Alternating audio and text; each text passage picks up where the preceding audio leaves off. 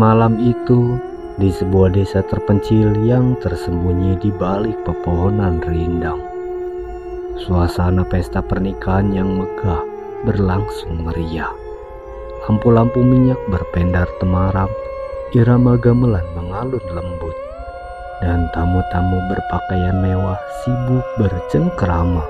Namun di balik kemewahan itu ada rahasia kelam yang disembunyikan.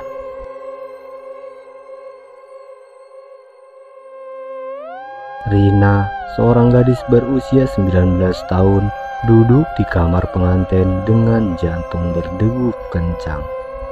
Gaun pengantin berwarna merah terang membalut tubuhnya yang gemetar.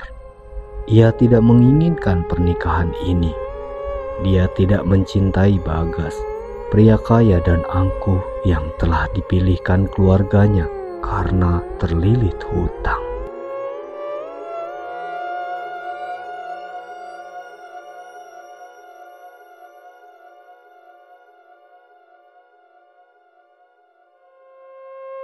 Rina menatap pantulan dirinya di cermin besar di dalam kamar pengantin.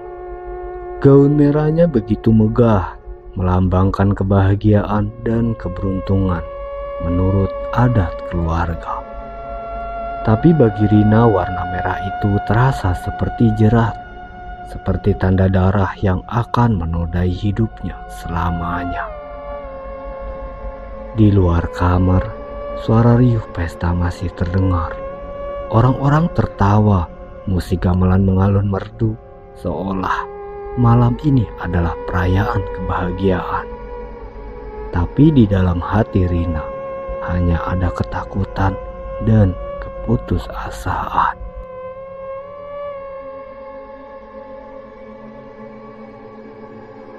Kemudian pintu kamar mendadak terbuka, menampilkan sosok Bagas, suaminya yang baru saja sah. Pria itu tampan dan gagah dan kaya. Namun di balik senyumnya yang manis di depan para tamu, tersembunyi sifat kejam yang hanya diketahui oleh mereka yang pernah melihatnya murka. "Sudah siapkah kau melayaniku?" tanya Bagas dengan suara lembut yang terasa dingin di telinga Rina. Rina menggigit bibirnya. Tidak ada jalan keluar. Jika ia menolak, keluarganya akan dihancurkan. Semua ini sudah direncanakan dan ia hanyalah pion dalam permainan kekuasaan dan harta. Malam ini, kini Rina hanya bisa pasrah.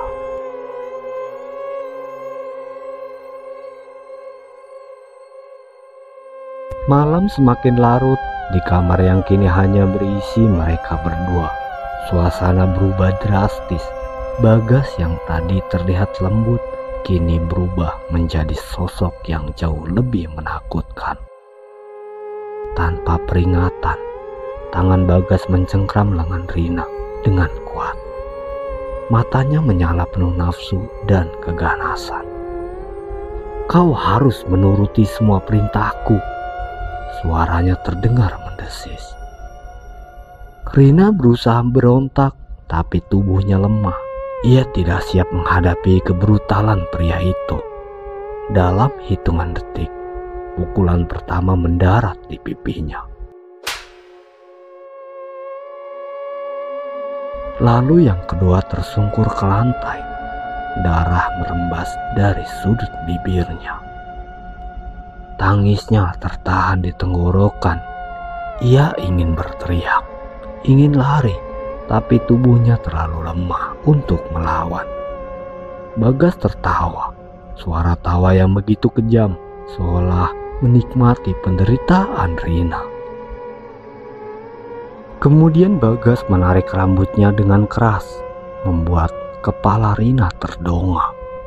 Tangisan Rina bergema di dalam kamar. Namun tidak ada yang mendengar, atau mungkin tidak ada yang peduli.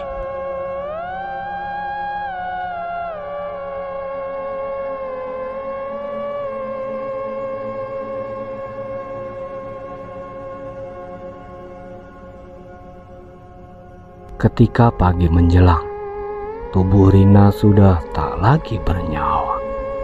Matanya kosong, kulitnya penuh lebam, dan bibirnya membiru. Keluarga Rina yang hanya peduli pada harta yang mereka terima dari pernikahan ini segera menutupi tragedi ini. Ayahnya, ibunya, dan bahkan saudara-saudaranya tidak menangis. Mereka hanya menatap tubuh Rina dengan dingin, seolah ia hanyalah barang rusak yang sudah tak berguna lagi. Dengan bantuan beberapa orang suruhan, mereka menggali lubang di taman belakang rumah. Di bawah pohon tua yang besar, tubuh Rina dilempar ke dalam tanpa upacara, tanpa doa, tanpa tanda bahwa ia pernah ada. Dan yang lebih kejam, Bagas menikahi wanita lain sebulan kemudian. Semua orang berpura-pura melupakan Rina, seolah ia tidak pernah hidup.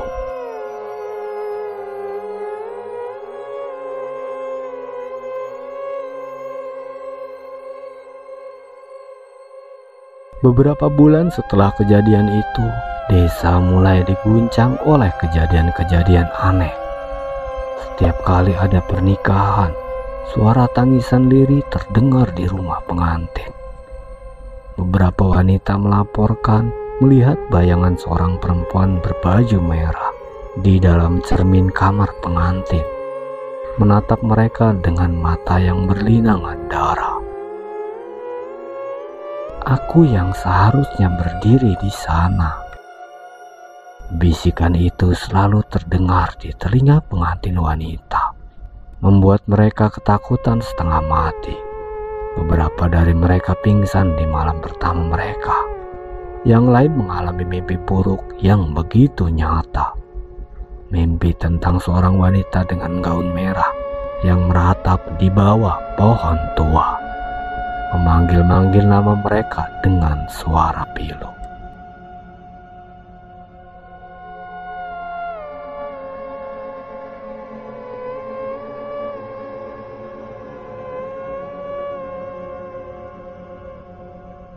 Beberapa tahun berlalu, tetapi sosok Rina semakin sering menampakkan diri.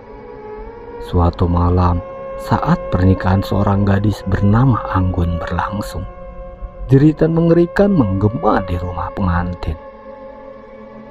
Ketika keluarga berlari masuk ke kamar, mereka menemukannya berdiri kaku di depan cermin.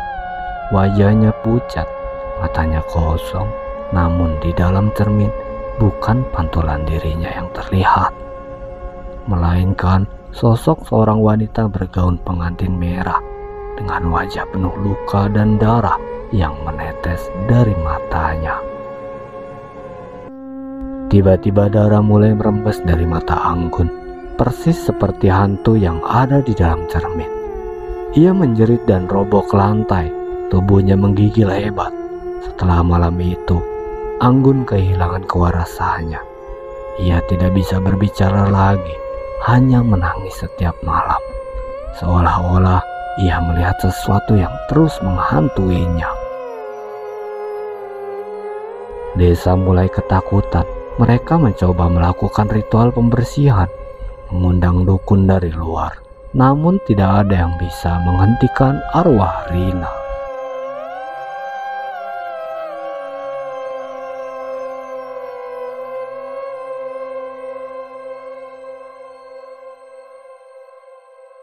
Teror mencapai puncaknya ketika Bagas sendiri mulai dihantui.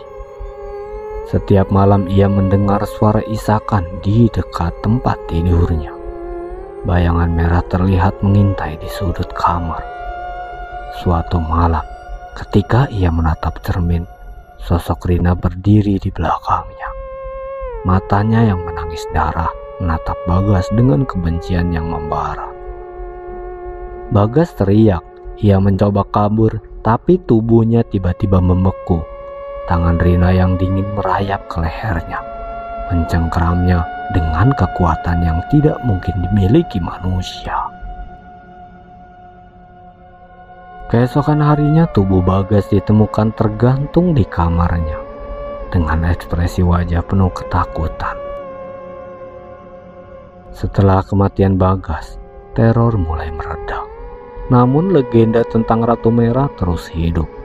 Setiap kali ada pernikahan di desa itu, orang-orang masih meletakkan persembahan di bawah pohon tua, berharap arwah Rina tidak akan datang menghantui. Namun bisikan lirih itu masih terdengar dari waktu ke waktu. Dan mereka yang mendengar bisikan itu tahu bahwa Ratu Merah masih mengawasi, mencari keadilan yang tak pernah ia dapatkan.